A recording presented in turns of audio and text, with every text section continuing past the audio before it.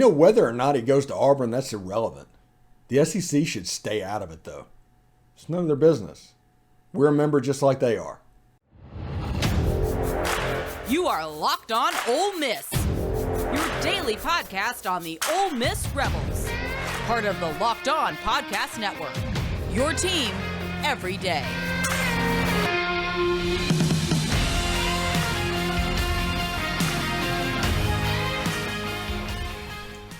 All right, welcome to the Locked On Ole Miss podcast. I'm your host, Stephen Willis. Thank you very much for making the Locked On Ole Miss podcast your first listen every day. We are free and available wherever you get your podcast. Now, we are going to talk about the incident that happened during the fourth quarter of the Arkansas game, to where Jordan Rodgers and Cole Cubelic were talking about Lane Kiffin to Auburn and potential players that could be recruited. That's clown show stuff. And I understand that you guys are trying to fill time because Ole Miss was basically a clown show team Saturday night, but that was not called for. I think every Ole Miss person should be offended by that. Even Matt Wyatt from Mississippi State was defending Ole Miss over this. And if you are a fan of Arkansas, if you are a fan of Mississippi State, if you're a fan of Ole Miss, South Carolina, Kentucky, Vanderbilt, for something Texas A&M, they've got money, but they're closer to us than them at this point. You need to realize that the SEC behaves in a caste system. And it is impossible to go back and forth between them. And that caste system exists between people that have won the Southeastern Conference in the last 40 years, let's say, and those who haven't. It doesn't matter if you've gone to the championship game. If you haven't won the championship, your opinion and the opinion of you is affected by that. South Carolina might have went to the game. South Carolina still gets lumped in with everybody else. And it doesn't matter if you have baseball natties or basketball natties. Everything is football related. And I say that to say this. One member institution should never be talking publicly about poaching a coach from another member institution and degrading their roster, rating it. Whenever they're trying to get good, they should not use another SEC school as a farm school. Seriously. It doesn't make sense. Each one is one of 14 that are on the board. If you count 15 if you want to with ESPN. But them talking about who Lane Kiffin is going to bring with him to Auburn, it's not realistic. It honestly should not be allowed what happened Saturday night, because we always talk about officiating, and everybody talks about how LSU was gifted a first down at the end of the Arkansas game. There were so many problems in the Alabama-Ole Miss game last weekend. And whenever you're considered in the six that won the SEC titles, and in that group, you get an advantage over the ones below that. We talked about that with John Neighbors on there a little bit. And lower schools honestly need to stick together on this one. Because the only way that this gets fixed is if they revolt. If it is the way it is, nobody will do anything. Nothing will be accomplished. It'll be exactly what you see now, which is absolutely a disgrace. Every school in the SEC is rich. If Vanderbilt wanted to pay $12 million a year for Clark Lee, they could. So, this isn't 1995, though sometimes they still govern like it's 1995. So in the future, SEC Network, if you want schools like Arkansas, Mississippi State, Ole Miss, Kentucky, Vanderbilt, South Carolina to watch your product, if that is important to you, don't become a partisan network. And by partisan, I mean don't pick a Power 6 school or a Big 6 and then a lower 8. Do not pick that.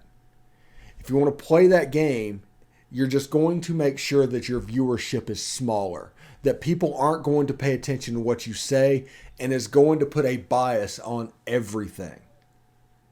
We already do that over basically you lampooning Paul Feinbaum out there as an Alabama guy. It's even a running joke. But if you want the whole network to go down that road and to be extremely biased on all they do, where everything they say is just in one ear and out the other, that is a recipe for making the SEC network into the Pac-12 network. Period. I get the it just means more and everything that has happened since the SEC network launched. And I also get that you're not going to let Texas and Oklahoma into the club right off whenever they join. They're not going to get it because that 6 membership that won the SEC title, that's all important. That is the blue blood level. So as this level below gets a little bit of traction, gets a little bit of a base, because when Texas comes in, they've got a fan base that you have to kick open the 6-team thing in the caste system, or you're going to have problems. Because if you don't think that the SEC network and the SEC is not going to pander to Texas and Oklahoma, you're wrong. So all the things that you think are important right now is going away. Everything's changed. College football completely changed in 2019. If you are still ruling and doing whatever you need to do on a system that is before 2019, you're doing it wrong and you will be incorrect. Because what the SEC network did Saturday was an absolute clown show. They should be ashamed of that. And they should own it. Because having an Auburn guy talking about that rumor on the air of the other team's broadcast. This wasn't even an Auburn game. This was an Ole Miss game.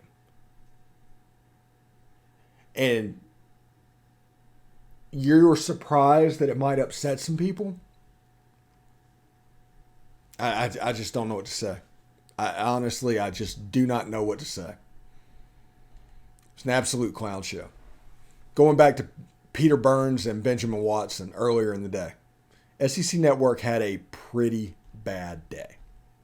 And if you keep going down this road, there's going to be more of those days than less of those days.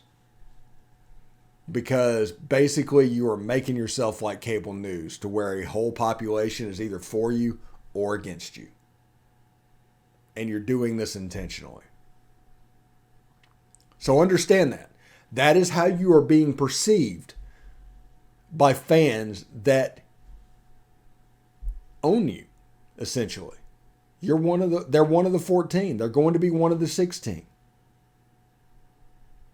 So understand that. Do rankings, do whatever you have to do. I understand that opinion turns the dial. But you have to be careful what's going on. Anyway, did you know that over the holidays, property crimes like burglaries and package thefts spiked nationally? That's why our friends at SimpliSafe Home Security are offering 50% off their award-winning security system so more families can feel safe and secure this holiday season. Order your SimpliSafe system for half off today and enjoy in advance security and greater peace of mind this holiday season. Here's why I love it. Okay, 2019, major brain surgery. After it, I just became naturally more forgetful. I mean, it's the most ridiculous thing. I can walk around and forget why I got up to begin with. Before the surgery, still trapped, a little bit of a mess now. Well, I tell you that to tell you this. About once a month, I walk out and forget the security system is armed. And it comes back in and it goes off and, they call me every time I give them the password. And, if they would do that for what I consider to be the worst customer of all time, what would they do for you? How would they protect you? Because SimpliSafe was named the best home security system of 2022 by U.S. News and World Report, 3rd year in a row. In an emergency, 24/7 professional monitoring agencies use Fast Protect technology exclusively from SimpliSafe to capture critical evidence and verify that a threat is real, so you can get priority police response. So don't miss your chance to save big on the only security system I recommend. Get 50% off new SimpliSafe system at simplisafe.com/lockedoncollege. This is their biggest discount of the year, so don't wait. That's simplisafe.com/lockedoncollege. There's no safe like SimpliSafe. All right, thanks for making the Locked On Ole Miss podcast your first listen every day. We are free and available wherever you get your podcasts. For your second listen today, check out Locked On Sports Today. From the games that matter the most to the biggest stories in sports, go beyond the scoreboard and behind the scenes with local experts and insights only Locked On can provide. Locked On Sports Today, available on this app, YouTube, and wherever you get your podcasts.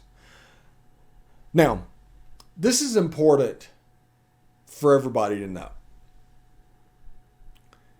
I think Lane Kiffin can fix this if he wants to. There's been no event horizon reached. Now, last week was terrible. I mean, I even think he would admit that it was handled poorly and it got out of hand. But if he wants to fix this, he can fix this. It's going to require not asking Ole Miss fans for a single thing. It's going to require not asking Ole Miss for a single thing. It's going to require Lane Kiffin to be the next person to reach out to Ole Miss fans. And that is not necessarily the MO, and I'm not honestly expecting it to happen, but it could happen because Ole Miss fans want to believe. If it comes to a situation to where you believe that Lane Kiffin is going to stay, you want to believe that it's true. You want to believe Chuck.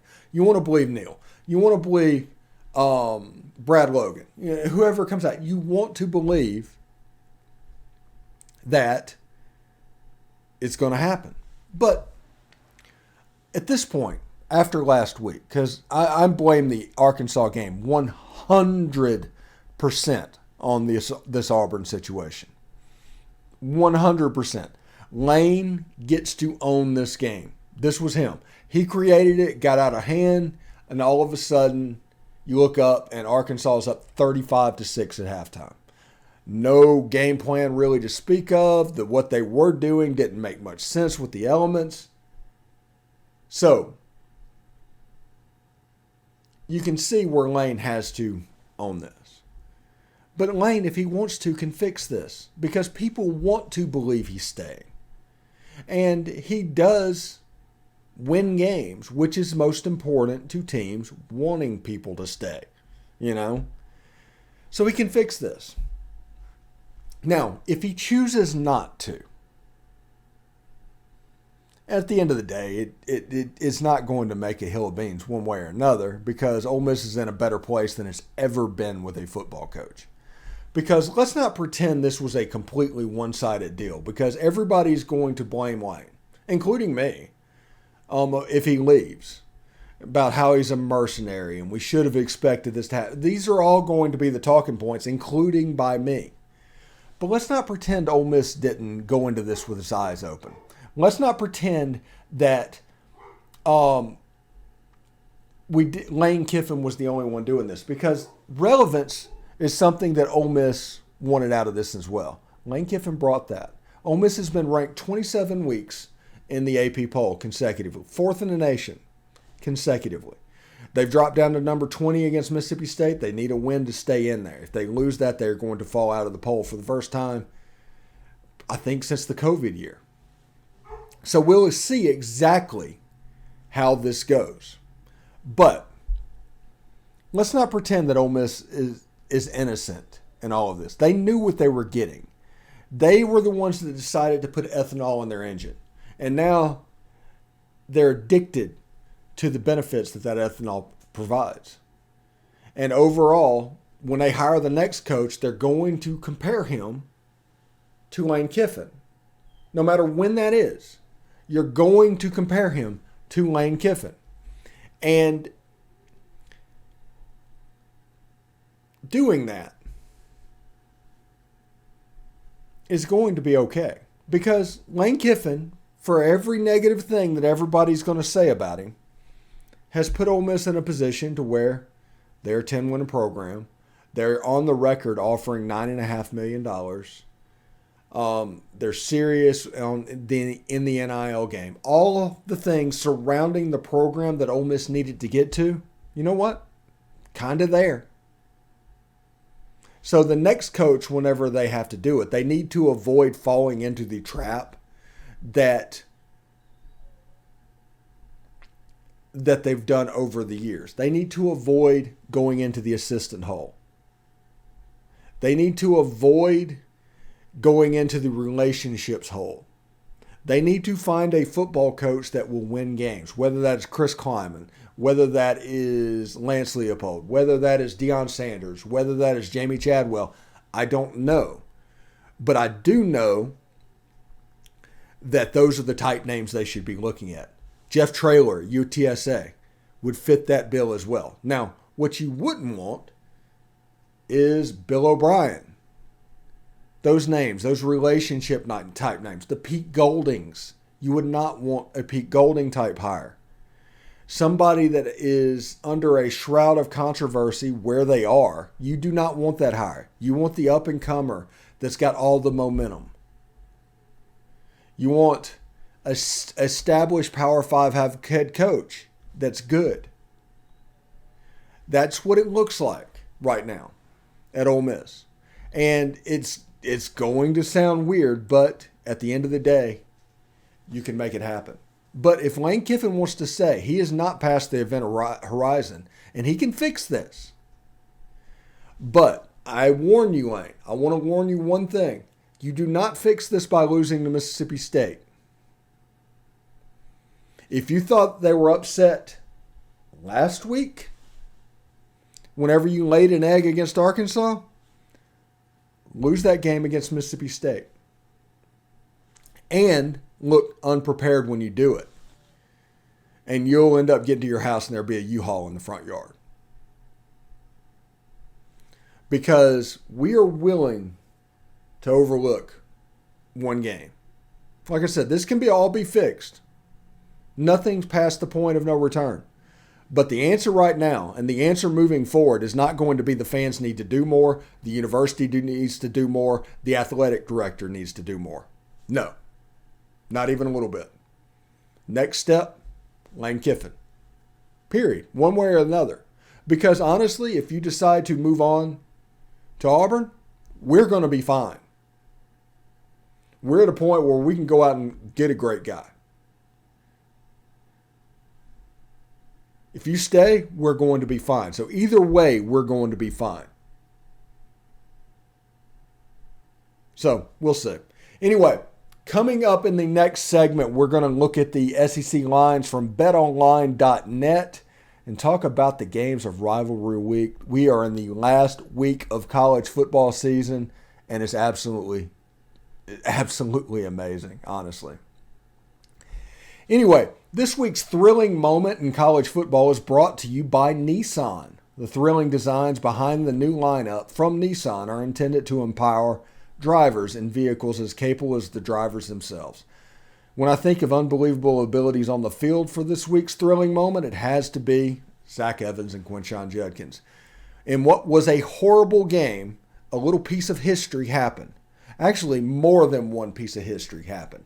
Two runners running for 200 yards in a single game. That's never happened in Ole Miss history. And also Quinshon Judkins becoming the all-time single-season rushing leader. That happened as well. Quinshon, he's turning into a dude, man. He's turning into a real dude, and we'll see exactly how this happens. Zach Evans also needs 101 yards against Mississippi State to go over 1,000 yards himself. Ole Miss could have two 1,000-yard backs this year. Quinshon Judkins is on pace for, he might hit 1,500, 1,600 yards this season. So that should be interesting to see. So this segment has been inspired by the thrilling new designs featured across Nissan's new lineup of vehicles. Pursue what thrills you in the all-new Frontier, Armada, and Pathfinder today. It's available at nissanusa.com. Thank you very much for making the Locked On Ole Miss podcast your first listen every day. We are free. and available wherever you get your podcast, including YouTube. Do us a favor, hit subscribe, hit the bell, and of course, comment on the video below and upvote the video itself. So, let's talk lines. We're into rivalry week, and this line is going to be brought up to you by BetOnline.net, like all lines are. So, this weekend, Ole Miss and Mississippi State, Egg Bowl happens. Mississippi State is at Ole Miss. Ole Miss is a 3.5-point favorite. Basically, that's home field plus a point. So, these are two fairly evenly matched teams. We'll see what happens. It's always hard to win a game on home fields. So we'll see exactly what happens. Ole Miss is going for their third straight win. Mississippi State is trying to break this cycle because if Mike Lucci loses 3 times, that's going to be problematic as well. Although he might get another lease on life, even with a loss, if Lane Kiffin moves on. Arkansas on Friday, a 4-point favorite at Missouri. I'm looking forward to this game. This is a game when KJ plays. Arkansas is averaging 37 points a game. When he doesn't, they're averaging 15. And they lose more often than not. So that's something to keep an eye on. If KJ goes up there and does what he needs to do, I think Arkansas could win this game fairly easily. Florida is at Florida State. Florida State is a 9-point favorite. Florida broke rule number 1 of college football. And if you get boat raced by Vandy, you can't be taken to cover a spread the next week. So I'm going to take Florida State in this one. I think the Seminoles are ready. They've been down for a little bit of time, and this could be a game that gets completely out of hand for Billy Napier. 6-6 is looking increasingly more on the table for him. South Carolina is at Clemson. Clemson's favored by 14.5. So basically, Clemson is going to do fairly well in this game. But whenever you look at what South Carolina did this past weekend, it's fairly impressive, right? It just is fairly impressive. And,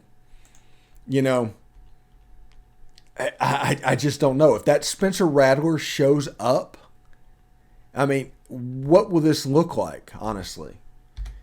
If that Spencer Rattler shows up, can they get the Clemson Tigers? That becomes the question. And we'll see exactly what happens.